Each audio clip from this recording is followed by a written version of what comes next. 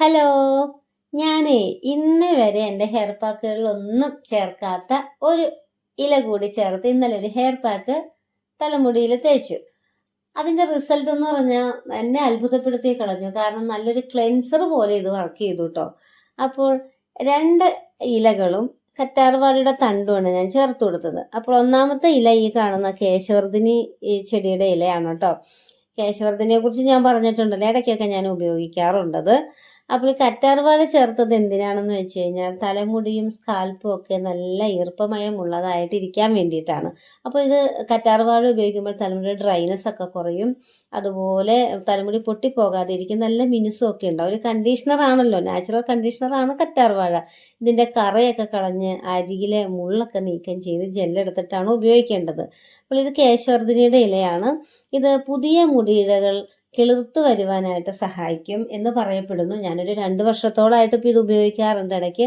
അപ്പോൾ ശരിയായിരിക്കാം, അതുകൊണ്ടായിരിക്കാം എൻ്റെ തലമുടിയുടെ വോളിയം വലിയ കാര്യമായിട്ട് കുറയാതെ അത് എനിക്ക് മെയിൻറ്റെയിൻ ചെയ്ത് ഈ പ്രായത്തിൽ കൊണ്ടുപോകാൻ സാധിക്കുന്നത്. അപ്പോൾ ഞാൻ പറഞ്ഞ ആ സ്പെഷ്യൽ ഇല, അതിൻ്റെ കായ നിങ്ങൾക്ക് എല്ലാവർക്കും പരിചയം ഉണ്ടാകും കേട്ടോ. അപ്പോൾ ആ കായ തലമുടി നരയ്ക്കാതിരിക്കാനും അത് കഴിക്കാനും ഒക്കെ നല്ലതാണ്. അപ്പോൾ കായ ഏതാണെന്ന് ഇല കണ്ടപ്പോൾ മനസ്സിലായല്ലോ അല്ലേ. നെല്ലിക്കയുടെ കാര്യവും ഇത് നെല്ലിയിലയുമാണ് കേട്ടോ ഞാൻ പറഞ്ഞു വന്നത്. അപ്പോൾ അങ്ങനെ കറ്റാർവാഴയുടെ ജെല്ലെടുത്തു, കേശവർദ്ധനയുടെ ഇല ഞാനിങ്ങനെ ഇതിൻ്റെ തണ്ടൊക്കെ കളഞ്ഞ് നീക്കം ചെയ്ത് ഇല അടർത്തി എടുത്തു വെച്ചു. അതുപോലെ തന്നെ നെല്ലിയിലയും ഇതിൻ്റെ തണ്ടെല്ലാം മാറ്റിയിട്ട് അതിങ്ങനെ ഉതിർത്തിങ്ങെടുക്കാൻ എളുപ്പമാണ് കേട്ടോ. ഇങ്ങനെ ഈ രൂപത്തിലോട്ട് എടുത്തു വെച്ചിട്ടുണ്ട്. ഇതെല്ലാം നല്ല വൃത്തിയായിട്ട് കഴുകിയിട്ട് മിക്സിയിൽ അരച്ചെടുക്കണം. എന്നിട്ട് ഞാൻ പതിവ് പോലെ 2 അരിപ്പ് ഉപയോഗിച്ചിട്ടാണ് അരിച്ചെടുക്കുന്നത്.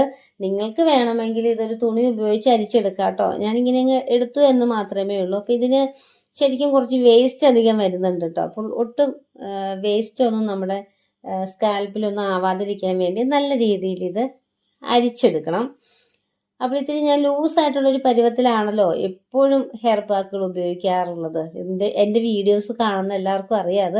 അതെന്തിനാണെന്ന് വെച്ചിട്ടുണ്ടെങ്കിൽ ഞാൻ ഈ ഹെയർ പാക്കുകൾ ഒരു കുപ്പിയിലോട്ട് ഒഴിച്ചിട്ട്, അതായത് അടപ്പിന് ഹോളുള്ള ഒരു കുപ്പിയിലോട്ട് ഒഴിച്ചിട്ടാണ് തേക്കാറ്. അപ്പോൾ അങ്ങനെ തേക്കുമ്പോൾ എനിക്ക് കുറച്ച് സൗകര്യം പ്രദമായിട്ട് തോന്നുന്നുണ്ട്. നിങ്ങൾക്കറിയാം എപ്പോഴും ഞാൻ ഹെയർ ഓയിൽ ഇങ്ങനെയാണ് ഉപയോഗിക്കുന്നത് കേട്ടോ. എന്നാലും ഞാൻ പറയും, എൻ്റെ ഹെയർ ഓയിൽ ഞാനൊരു സ്റ്റീൽ തവി ചൂടായതിലോട്ട് ഒഴിച്ച് കൊടുത്തിട്ട് അതിലോട്ടൊരു വൈറ്റമിൻ ഇയുടെ ക്യാപ്സ്യൂളും കൂടെ പൊട്ടിച്ചൊഴിച്ച് മിക്സ് ചെയ്ത് വെച്ചിട്ടുണ്ട്. ഈ ഓയിലാണ് കേട്ടോ ഞാൻ ചെറുതായിട്ട് പുരട്ടി കൊടുക്കുന്നത്. ഒത്തിരി ഒന്നും ഓയിൽ പുരട്ടേണ്ട ആവശ്യമില്ല കേട്ടോ ഇങ്ങനത്തെ ഹെയർ പാക്കുകളൊക്കെ തേക്കുമ്പോൾ. പക്ഷെ ഓയിൽ പുരട്ടിയില്ലെന്നുണ്ടെങ്കിൽ നമ്മുടെ തലമുടിയിലെ ജടക്കെട്ടൊന്നും നമുക്ക് വൃത്തിയായിട്ട് നീക്കം ചെയ്യാൻ സാധിക്കില്ല. ചീപ്പ് ഉപയോഗിച്ച് ചെയ്യുമ്പോൾ പൊട്ടി പോവാതിരിക്കാനാണ് കേട്ടോ ഇങ്ങനെ ഓയിൽ വിട്ടു കൊടുക്കുന്നത്. അപ്പോൾ ഇത് ഞാൻ നിങ്ങളെ ഒന്ന് എന്താ പറയുക, നിങ്ങൾക്കൊരു മോട്ടിവേഷൻ തരാൻ വേണ്ടിയിട്ടാണ് കേട്ടോ ഞാൻ എപ്പോഴും ഈ ഹെയർ ഓയിൽ ചെയ്യുന്ന വീഡിയോ കാണിക്കുന്നത്. നല്ല ഗുണമേന്മയുള്ള ഹെയർ ഓയിൽ സ്ഥിരമായിട്ട് തേക്കുകയാണെങ്കിൽ തലമുടി തഴച്ച് വളരുക തന്നെ ചെയ്യും. അറ്റ്ലീസ്റ്റ് നമുക്ക് ഉള്ള തലമുടി പോവാതിരിക്കുകയെങ്കിലും ചെയ്യും കേട്ടോ.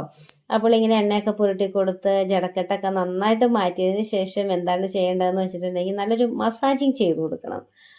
അപ്പോൾ ഇങ്ങനെ ഹെയർ ഓയിൽ തേക്കാതെ ഇതുപോലുള്ള പാക്കുകളൊക്കെ തേക്കുമ്പോൾ സംഭവിക്കുന്ന ഒരു കാര്യം, തലമുടി പെട്ടെന്ന് ഡ്രൈ ആയിപ്പോവും. അങ്ങനെ ഉപയോഗിച്ചിട്ടുള്ളവർക്കറിയാം കേട്ടോ. അപ്പോൾ കുറച്ച് ഹെയർ ഓയിലൊക്കെ തേച്ച് കൊടുത്തിട്ട് നമ്മൾ ജടക്കെട്ടൊക്കെ മാറ്റി ഇങ്ങനെ നല്ലൊരു മസാജിങ് ചെയ്ത് കൊടുക്കണം കേട്ടോ. നിങ്ങൾ കണ്ടോ, ഞാൻ ഈ രാത്രി സമയത്താണ് തലമുടിയിൽ എണ്ണ പുരട്ടുകയും ഹെയർ പാക്കുകളൊക്കെ തയ്യാറാക്കി തേക്കുകയും അതുപോലെ തന്നെ തലമുടി കഴുകി ഉണക്കുകയൊക്കെ ചെയ്യുന്നുണ്ട്. അപ്പോൾ എത്രമാത്രം സമയം ഇതിന് വേണം. അപ്പോൾ ഇതൊന്നും മടി പിടിച്ചൊക്കെ ഇരുന്ന് കഴിഞ്ഞാൽ നമ്മുടെ തലമുടിക്ക് കൃത്യമായിട്ടുള്ളൊരു പരിചരണം ഒന്നും കൊടുക്കാൻ സാധിക്കില്ല. പകല് മുഴുവനും വീട്ടിലെ ജോലികളും അതുപോലെ നമ്മുടെ കടയിൽ പോകണം, പിന്നെ അപ്പുറത്തെ പറമ്പിൽ കുറച്ചൊക്കെ ചെറിയ രീതിയിലുള്ള കൃഷിപ്പണികളുണ്ട്, അതിന് പോകണം. പിന്നെ എന്താ പറയുക, എവിടെയെങ്കിലും പോകാനും വരാനും ഒക്കെ ഈ ഒരാളായിട്ട് ഞാൻ തന്നെ പോകണം. അപ്പം ഇങ്ങനെയൊക്കെ വരുമ്പോഴും നമുക്ക് സമയക്കുറവുണ്ട്, അതുകൊണ്ടാണ് രാത്രി ചെയ്യുന്നത് കേട്ടോ. അപ്പോൾ ജോലിക്ക് പോകുന്നവരൊക്കെ ആണെങ്കിൽ ഇതുപോലൊരു പാർട്ടീഷൻ എടുത്ത് ഇങ്ങനെ കെട്ടി വെച്ചിട്ട് ബാക്കിയുള്ള ഭാഗത്ത് മാത്രം ഹെയർ ഓയിലൊക്കെ പുരട്ടി കൊടുക്കുകയാണെങ്കിലേ മുൻവശത്ത് നിന്ന് അധികം ഓയിലുള്ളതായിട്ട് തോന്നില്ല, മുടി ചീകി കെട്ടിയൊക്കെ ഓഫീസിലൊക്കെ പോകുമ്പോൾ കേട്ടോ. അപ്പം എനിക്കത് പ്രശ്നമില്ലാത്തതുകൊണ്ട് ഞാനിങ്ങനെ മൊത്തത്തിലാണ് കേട്ടോ ഹെയർ ഓയിൽ തേച്ച് കൊടുക്കുന്നത്. അങ്ങനെ തലമുടിയുടെ അറ്റമൊക്കെ വെട്ടിയത് കൊണ്ട് ഞാൻ എപ്പോഴും ഇപ്പോൾ തലമുടിയുടെ അറ്റത്ത് നല്ല രീതിയിൽ ഓയിൽ പുരട്ടി കൊടുക്കുക. അതുപോലെ ഹെയർ പാക്ക് തേക്കുമ്പോഴൊക്കെ പുരട്ടി കൊടുക്കാറുണ്ട് കേട്ടോ. അങ്ങനെ ഹെയർ ഓയിലൊക്കെ തേച്ച് ഒരു 20-30 മിനിറ്റൊക്കെ നിങ്ങളുടെ ആരോഗ്യസ്ഥിതിയൊക്കെ അനുസരിച്ചിട്ട് അത് കഴിഞ്ഞ് ഹെയർ പാക്ക് തേച്ച് കൊടുക്കാം കേട്ടോ.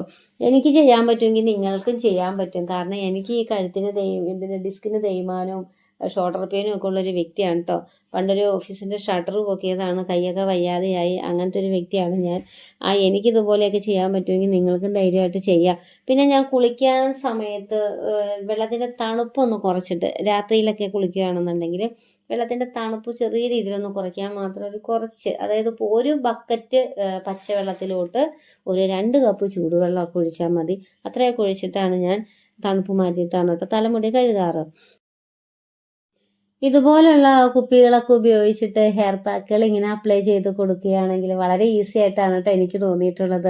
പണി കുറഞ്ഞു കിട്ടും.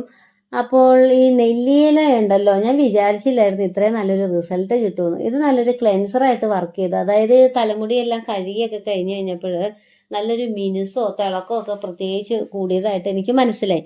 കാരണം ഞാൻ ഈ കറ്റാർവാഴയും കേശവർദ്ധിനിയുടെ ഇലയൊക്കെ ഞാൻ ഇടയ്ക്ക് ഉപയോഗിക്കാറുണ്ടല്ലോ. കറ്റാർവാഴ എന്നും ഉപയോഗിക്കും, കേശവർദ്ധിനിയുടെ ഇല മിക്കവാറും ഒക്കെ ഞാൻ ഉപയോഗിക്കാറുണ്ട്. പക്ഷെ വീഡിയോയിൽ 1-2 വട്ടമൊക്കെ ഞാൻ കാണിച്ചിട്ടുള്ളൂ.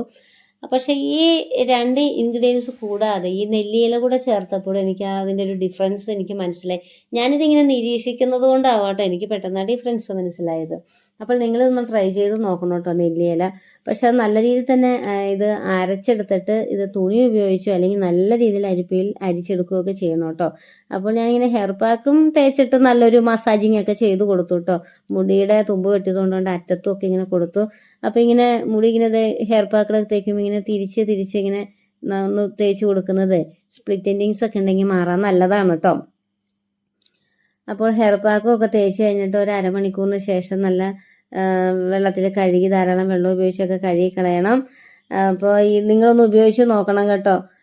നല്ല റിസൾട്ടാണ്. അപ്പോൾ വീഡിയോ ഇഷ്ടമായെങ്കിൽ ലൈക്ക് ചെയ്യണം കേട്ടോ.